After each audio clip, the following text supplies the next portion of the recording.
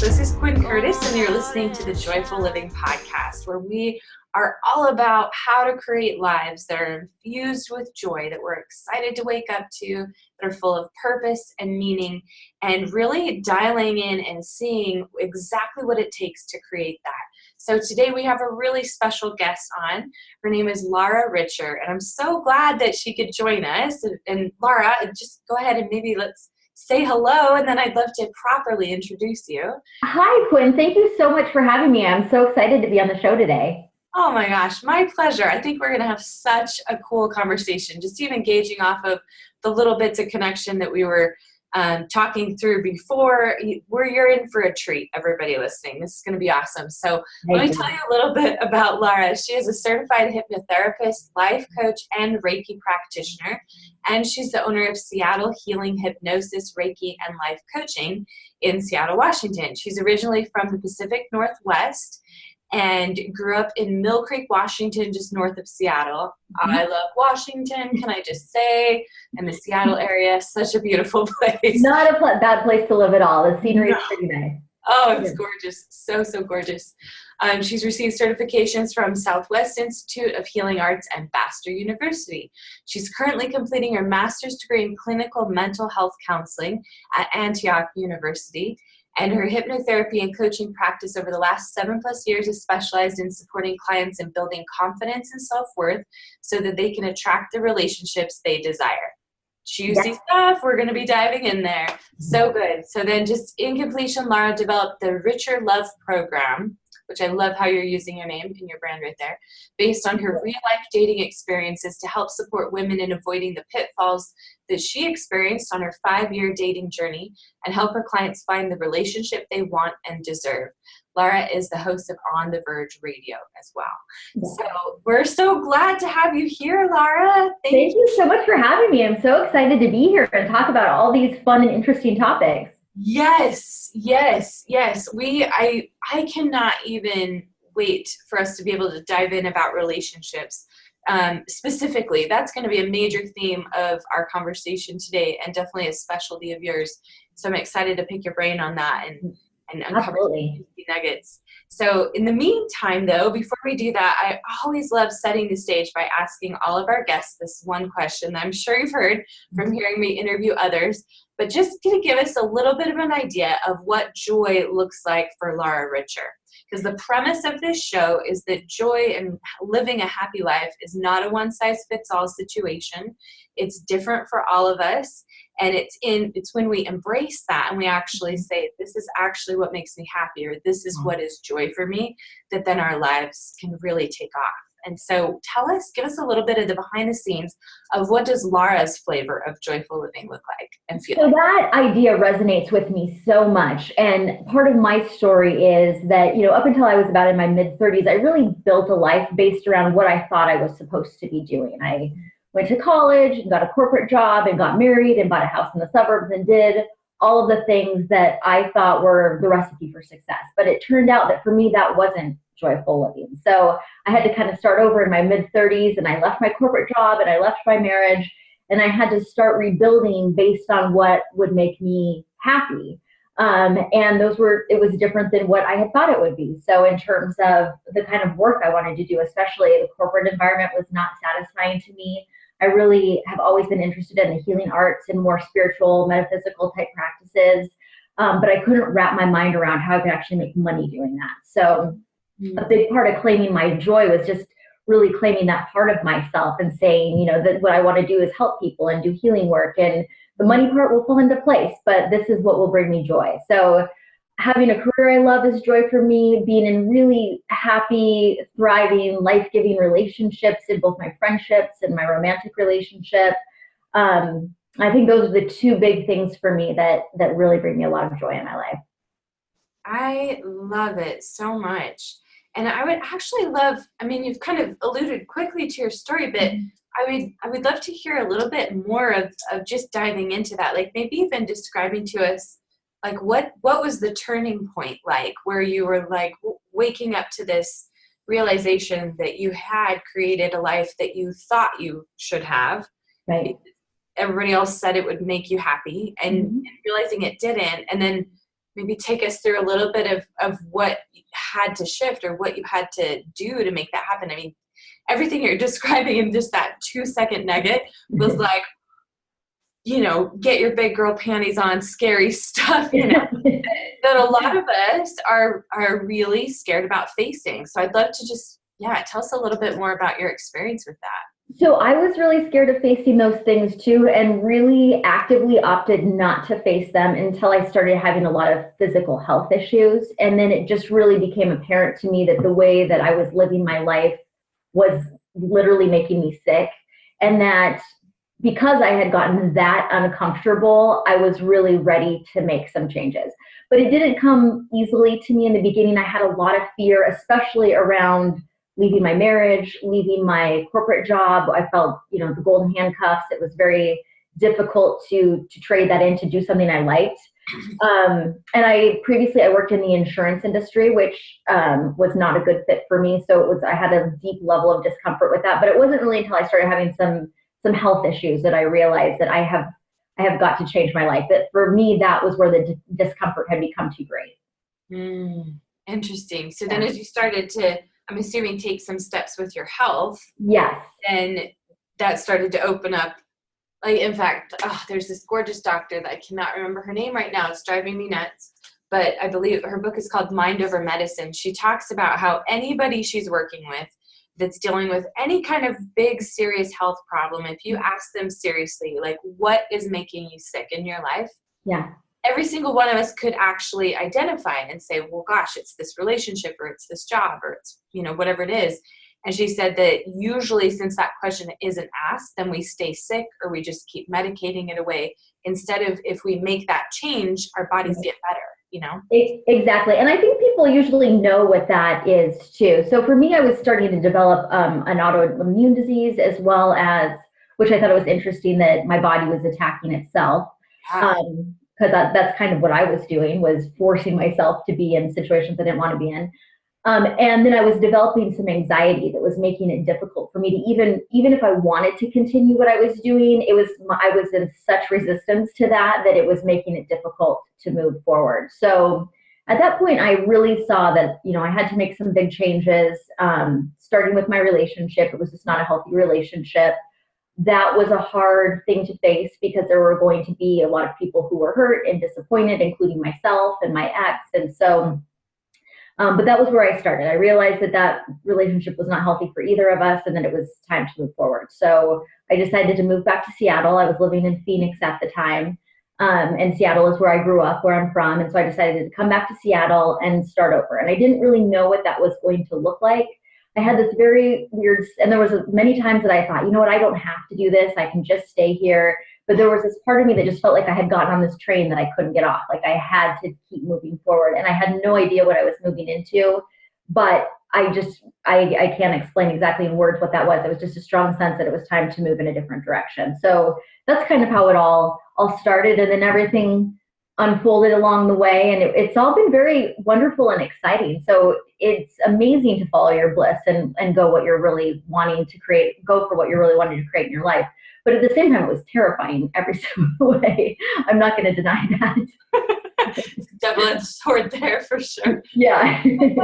Well, I love you voicing that, because I think, like, it is tempting in some of these interviews for us just hit on the high points and what we've learned. Mm-hmm. But I think it's so important for everybody listening to even just feel in the stories a little bit of the background of, like, this was actually really hard. And if you're scared and you're feeling like you need to make a change like this too, and you're thinking, I can't change and make my life better because I'm too scared, like, recognizing that's a normal part of the process. Yeah. And when I work with my clients, a lot of times they'll say, well, that's all fine for you because this is where you're at right now. Especially clients who want to transition out of the corporate world. I seem to attract a lot of those clients to me. And they have so many fears around money and stability and security and all of those things. And they will say, but it's fine for you because you've created this business that's thriving now. And then that's true. But that was many years in the making. In the beginning, I certainly had no idea how I was going to pay my bills and if I would attract clients. So it is a process. And in the beginning, you don't know how it's going to turn out. So it is terrifying. Yes. But it still is worth it. Totally worth it. Yes. Yes. Well, and then, so the next phase of your journey too was that you then found yourself divorced and then back in Seattle and a little bit in the dating game, right? Do you want to tell us a little bit about what that was like? Yes. So I'm kind of an impulsive all or nothing type person. So I just decided to just start everything over. So I left Phoenix. I came back to Seattle. I was single. I started dating. I started a new business at the same time. So everything was all new at once. Yeah. And because, because I wasn't necessarily in the right place, and everything is a learning experience, so I don't want to say that it was the wrong experience. It certainly wasn't. But I did have some negative experiences because I wasn't in the right place with myself to really embrace dating in a really joyful and positive way. And so because of that, once I did kind of finally, it all clicked about what I was doing wrong with dating and how I was approaching that experience. And then I did finally meet my person that I'm with today, who he's absolutely a wonderful person and exactly who I was looking for. But it took 5 years to get there. So after all of this, I wanted to really share my experience with my clients and people that I work with, to help them avoid the pitfalls that I kind of fell into when I went through that process. Yeah. Oh, that's amazing. And for those of you who are not single and out in the dating scene, I love how everything that Laura stands for and really believes and teaches is so relevant for any relationship that we're working on. And so even if you're listening to this, we have a lot of entrepreneurs that listen to this show. And so if you're sitting here and maybe your marriage is good and you're just really working on that business relationship growing your business, recognizing that everything we talk about from this point forward is completely applicable for attracting and bringing in the right people into your business. So absolutely. So you could just replace soulmate for business partner or ideal client, or it's all kind of the same journey and the same process. I love it. So, so good. So Laura, tell us some of the crucial things that you learned and that you feel are really important to understand with bringing the right people into our lives. So for me, I think in the beginning, just with all of the upheaval in my life and the confusion about where I was going next, I just wasn't really feeling solid within myself. I wasn't feeling confident. I was probably feeling a little critical or a lot critical of the choices I had made up until that point, and kind of disappointed by the experience that I had had. And so there was a lot of negative emotion that I was trying to process. And so when you're processing negative emotion, you're not necessarily in the most joyful, confident space. And so what will happen is you will attract to you the same energy that you're putting out. So that's what kind of happened to me, is that I wasn't really knowing my value. I was feeling uncertain about myself and the choices I had made. And so when you don't know your value and you don't feel joyful, and then you throw yourself into dating, you're going to attract some very interesting experiences. And so, I'm grateful for all of those experiences, because they did teach me a lot. And what they taught me really is that, as corny as this sounds, and I tell all of my clients this, self-love is the answer to everything. If you can really love yourself and care for yourself, even when things are difficult, you will be able to create whatever you want in your life. I love that vision. I was actually just speaking to a guy that just is a friend of mine who's really inspiring. And he was telling me about how he's actually a physical therapist, that he works with like peak performance athletes, right? And he has studied the concept of self-love and self-compassion, which I think are kind of synonymous in a lot of ways. And he's studied it extensively, and he's found that athletes who perform at peak levels have high levels of self-compassion. Yes. Right? And high levels of self-love. Same with anybody who's a high performer. So including in your business or whatever area it would be.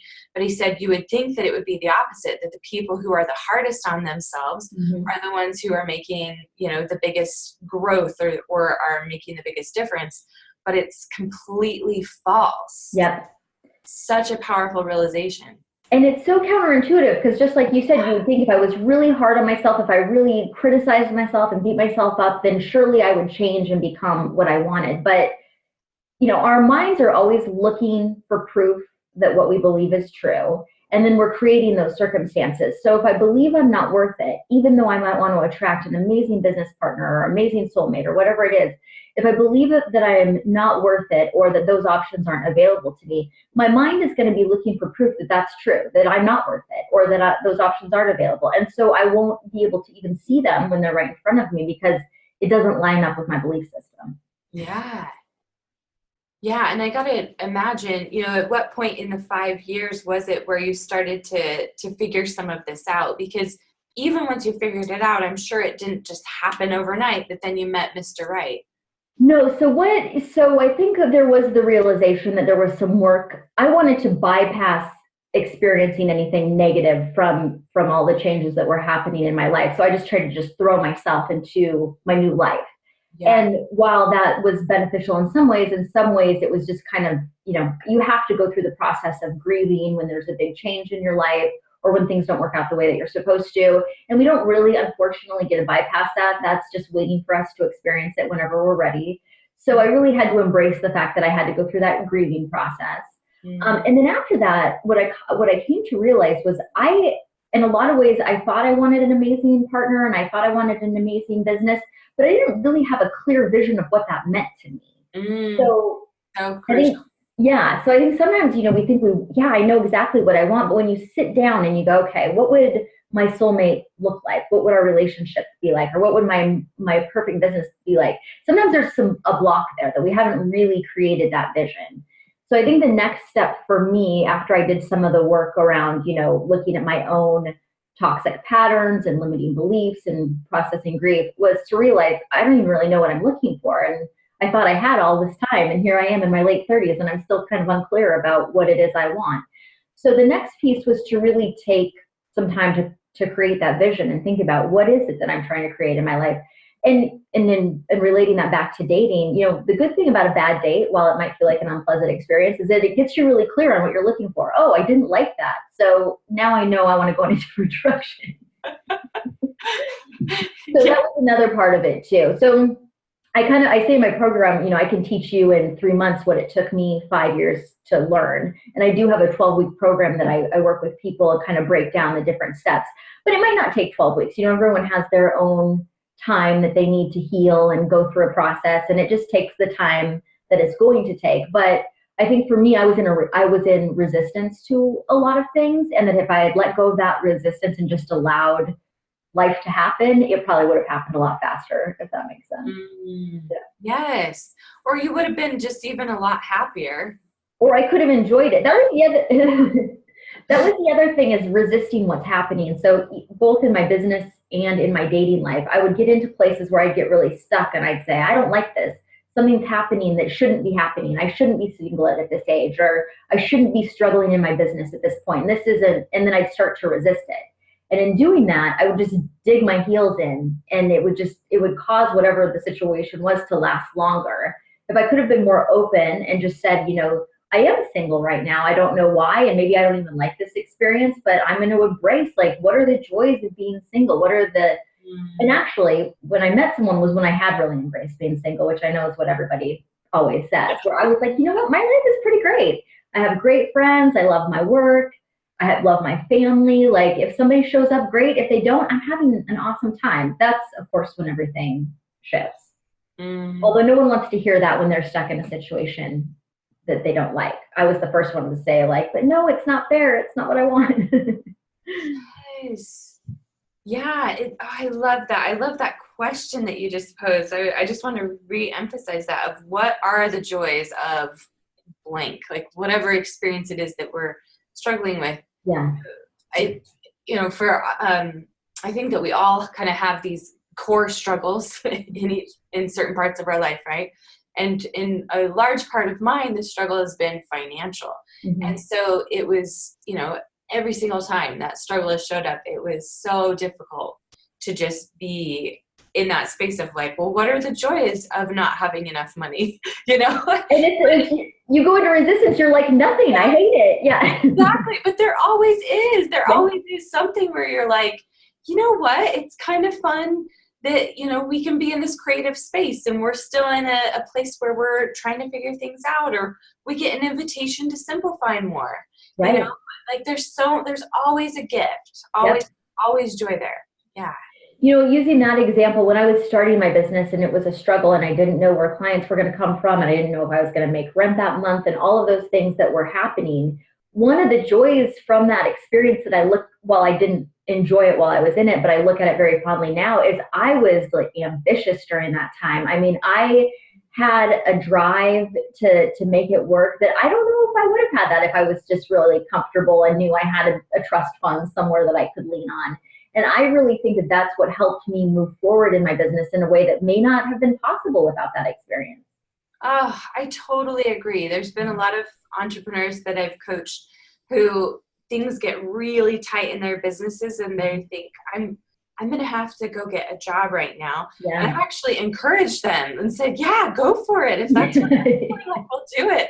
Great. And inevitably, every time that they make that leap, there's people at their new office or their job that are going to inspire this other part of themselves that they had no idea existed, that then is going to be a perfect missing piece for their business to grow. It is, life surprises us like that all the time. So I just love that question of just what are the joys of this experience right now? Right. Even if it seems, I mean, if your first reaction is nothing, see if you can't dig deeper because there is always something. Yes. Yeah. so true. Oh my goodness. So I loved how you were describing too how cultivating self-love and self-respect are so important. Talk to us a little bit about self-respect even, and maybe the difference between self-love or what that means to you. Yeah. So, I mean, I think that self-respect is a choice. I think that sometimes people think that that's a quality that like some people have and some people don't, but I think we're making choices all the time to either honor and respect ourselves or to not. I think one of the reasons that I got sick in my first part of my life was because I wasn't making choices to respect myself and honor what my truth was. And so every time I went against that, it was eating away at me.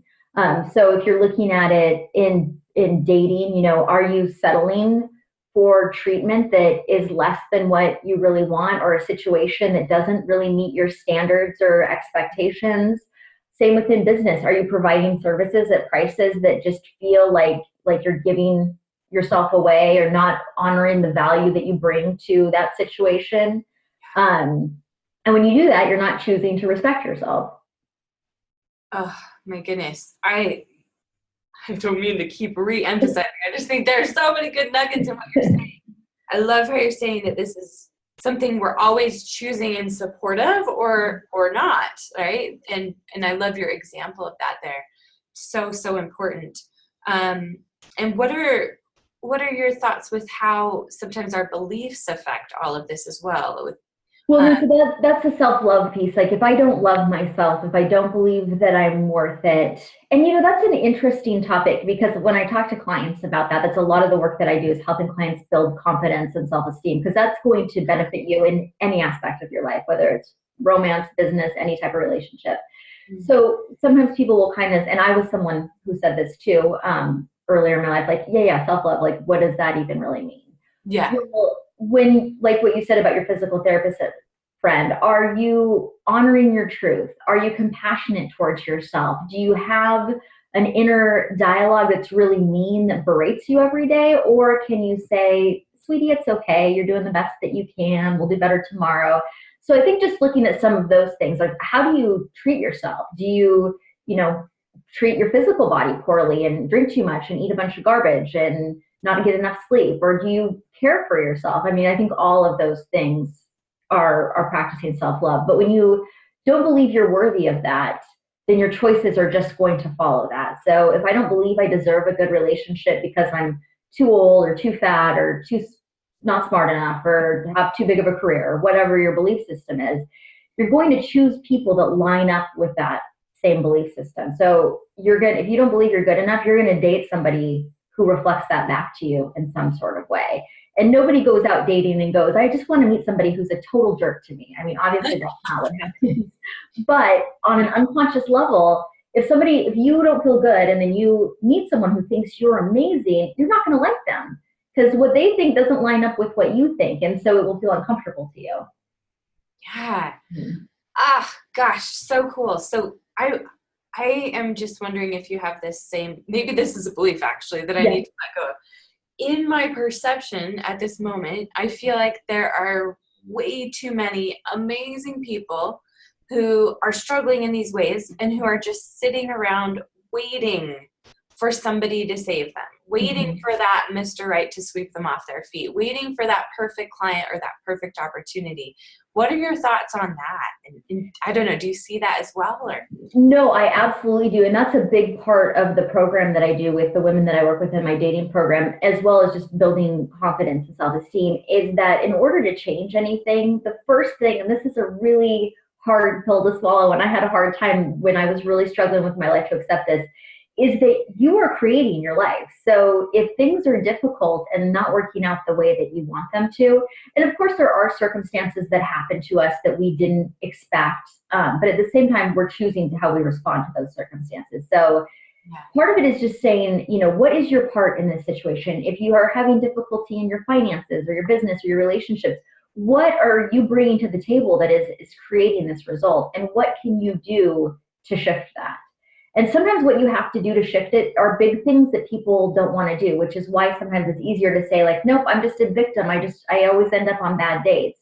yeah, Well, the truth might be, and this was true for me, so I'm not saying this from a judgmental place at all. Like, maybe you need to work on yourself. Maybe you need to look at, why are you choosing people that don't meet your standards? Why are you putting yourself into situations that are painful and not in your best interest? What is it about your belief system that is allowing any of this to happen? Because we're mm, not, I don't believe anyone is just a victim. I think that we are creating our own life experiences. There are negative experiences that happen that we don't have any control over. But again, then we get to choose how we respond to those experiences. yeah. Oh, yes. And then when you view your present moment, like everything is a negative circumstance that you're trying to, I don't know, just survive or get through instead of embracing it. I think, oh, that's Well, pretty and smart. that's the biggest. I love Byron Katie. Are you familiar with her? She's Yes. a self-help author. Great. Her whole thing is finding a place where you can love what is happening right now, and really believing that that's what's supposed to be happening, because it's what's happening. If it wasn't supposed to be happening, then it wouldn't be. So if you can really embrace what is and find the gifts in that, that's the place where you can move forward. And that's where I got stuck, and why it took me 5 years is I couldn't for a period of time embrace what is. I wanted to say, I don't like this isn't fair, it's not what I want. And so I got stuck there. I wasn't able to move forward. So there's just so much power in surrendering and just allowing things to happen. Yes. Oh, I love it. This is Yeah. so juicy.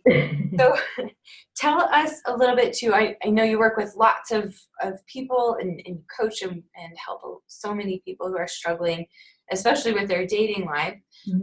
But what key advice would you give somebody right now if somebody was listening and they're like, this all sounds good, I'm kind of open to it, but I'm not quite sure. Like what would you have to say to them? So I would recommend working with, if you can, work with a coach or a therapist or a mentor of any kind. I really believe working with other people can be hugely beneficial. Even though I am a coach and a therapist, I have blind spots in my own life. And so I see a therapist to help me work through things as they come up. So it's always good to have that mirror, somebody that can help you maybe shift how you're seeing things.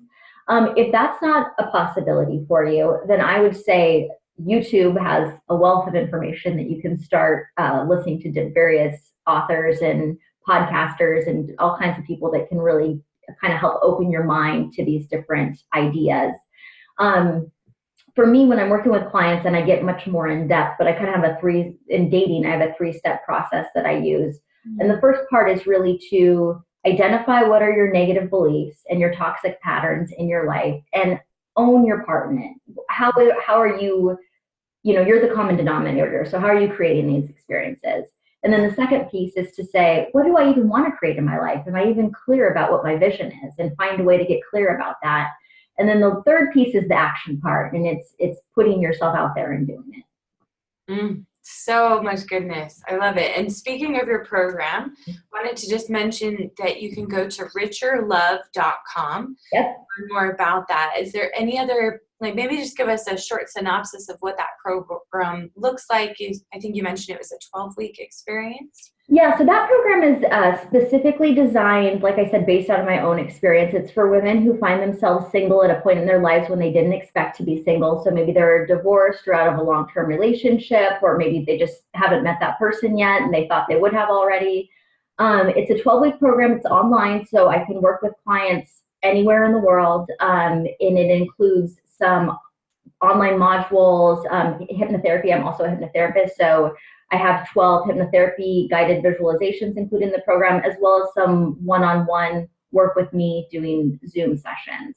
But I've had great success with that program, and I have had worked with several women who have found their person either while they were in it or shortly afterwards.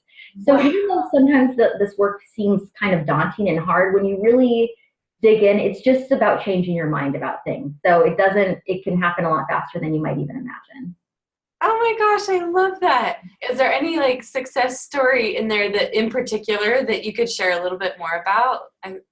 So I worked with a woman a couple of years ago, actually, and when she first came to me, I almost didn't feel like she was a good candidate for my program because she was out of an abusive relationship and she almost was like a zombie. I mean, she just was so broken and her personality was so flat. But as we started to work together, just using these same ideas, she came back to life. She started to really own her worth once again. You know, anyone who's ever been in an abusive relationship knows what a toll that could take on your self-esteem. But she was a fast learner. She was very clear on what she didn't want from her previous experience. So she had a good idea where she wanted to go next. And she met an amazing guy, and I am friends with her on Facebook, and their families are blended, and they go on vacation together all the time. And she just looks like she is living just with such joy in her life. It was really beautiful. But I, even when I first met her, was a little doubtful that she was in the right place. And she just came back to life. It was fantastic. My goodness. Yeah. What a contrast. Yeah. That's so encouraging though, because I think everybody thinks that they are too big of a hot mess. Like, well, it could work for everybody else, you know? But not me. Yeah. Exactly. You know, with her, we worked together for a year. It wasn't just 12 weeks that, you know, she had a lot of trauma from her past relationship. And so we did a lot of work around that. But still, you know, she was in an abusive marriage for 20 years and after a year met the love of her life, that's a pretty quick turnaround. That really is. Yeah. So, so interesting. I think that a lot of this, like with the worthiness conversation that we were talking about earlier, can be so tricky when we're not conscious to it, where we're realizing, or we aren't realizing that we're saying like, you know, someday when I've been good enough, then this will happen, or someday when, you know what I mean? Yes. Or well, that worked for them because they're perfect and they're adorable and they have this degree and they have whatever, and and there's always a story that you can tell. For me, like you mentioned, finances were a challenge for me in my business. That was challenging for me to say I'm going to charge this rate, and I look at other coaches and say, oh, but you know, they can charge that because of X, Y, and Z, but that's not available to me. And I worked with a really great coach and mentor who was like, that's all BS. Like, let's just bust through this belief system you have so that you can thrive in your business and charge what you want to charge. And it was true. Once I changed my mind and thought, you know what, this is what my services are worth, this is what I'm going to charge, I have had no problem selling at that level. And you know, if you'd asked me 5 years earlier, would have just gasped at the idea of charging those prices. So it's just your belief system. It is. Yeah. I'm just thinking about, you know, a recent conversation that my husband was sharing with me that he had with somebody who's in the dating scene right now, and who was saying, you know, that it's just so hard and there's just so few good people out there. And he just wants to find that person that's going to make him happy. Okay. Well, that right there is his problem. Yes. Yeah.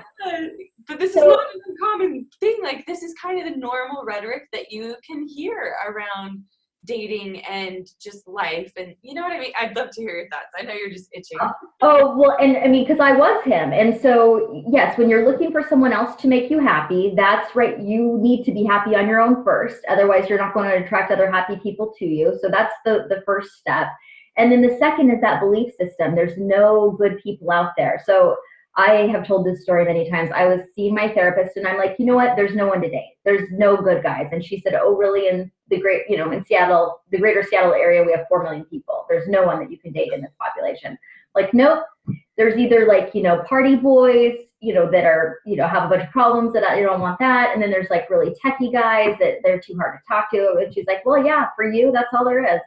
I said, and I was offended. And I said, well, why? How come? Why? What about me? And she's like, because that's all you believe is out there. So that's all you can see. You have to open your mind to the possibility that there is somebody great, and there are tons of different types of people besides techies and partiers. Like, we live in a huge city. So that for me was very eye-opening, in that like my belief system was so deeply embedded that I was only tuning into 2 things I didn't want, because that's what I believed was out there.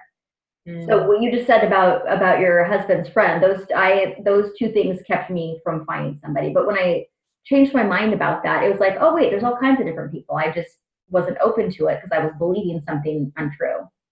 Yes. So much goodness.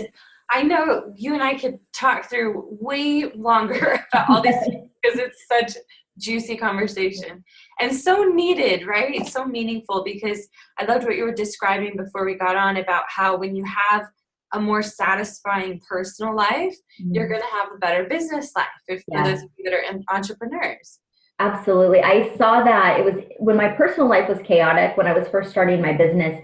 It was interesting how it would translate into my business, and my business would slow down and I wouldn't be attracting as many clients to me. And it started to become kind of comical because I could identify it so clearly. And so, that the more you're thriving in your personal life, your business is going to follow that. I believe that 100%. So crucial. Yeah. Happy. When we're happy and feeling more fulfilled, then we attract more of that, for sure. Yeah. Absolutely. So much goodness. Well, as is tradition, I have some rapid fire questions for you if you're up for that.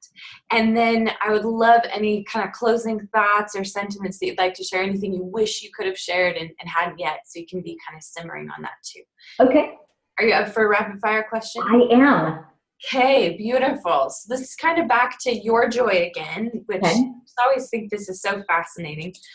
So tell us a little bit about what joy looks and feels like to you with friends.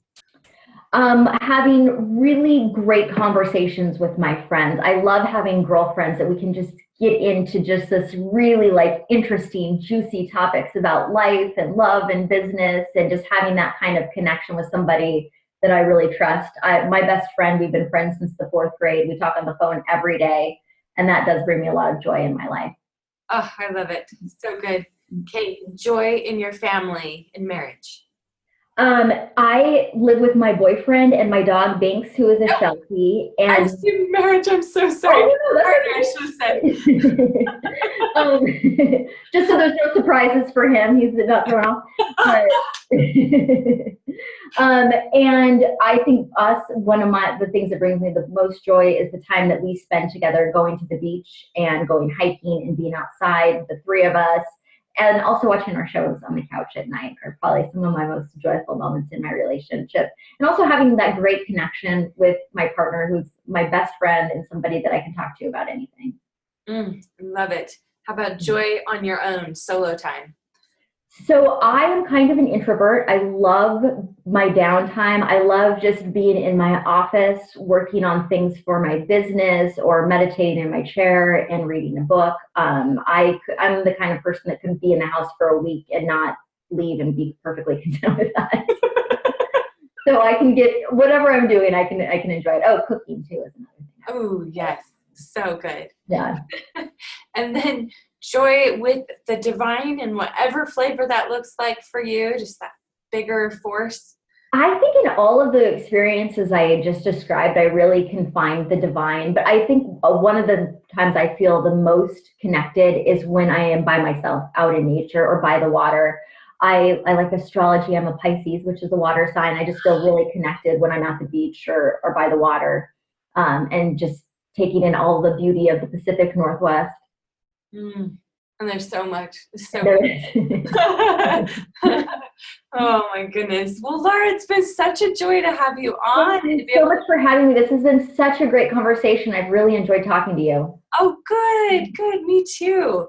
Is there anything else that you'd love to share, even just kind of closing thoughts about creating more of the relationships that we desire and the life we desire? Anything? Yeah, I mean, I think I've kind of said it all, but I think I'll just go back to the self-love as the answer to everything. When you're cultivating self-love and really having compassion for yourself and living your truth, you're going to have really great things show up in your life.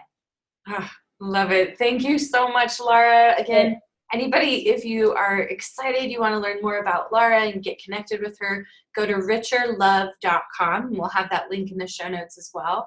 But meanwhile, we're just so grateful you could be on the show, Laura. Thank you. All right. Thank you so much, Quinn. It was great to be on the show. Oh, thank you. And thank you so much to all of you listening. We hope that this has inspired and encouraged you to take another step and make more choices that are in alignment with you living a life of joy that you really love. So sending you so much love and gratitude, and we'll talk to y'all soon. Thanks. Bye.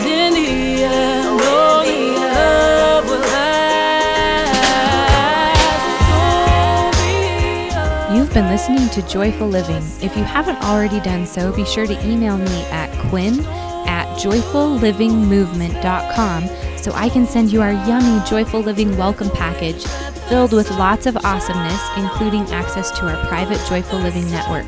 I read every email from my listeners and would love to hear from you. Also, be sure to leave a review on iTunes, and most importantly, have a joy-filled day.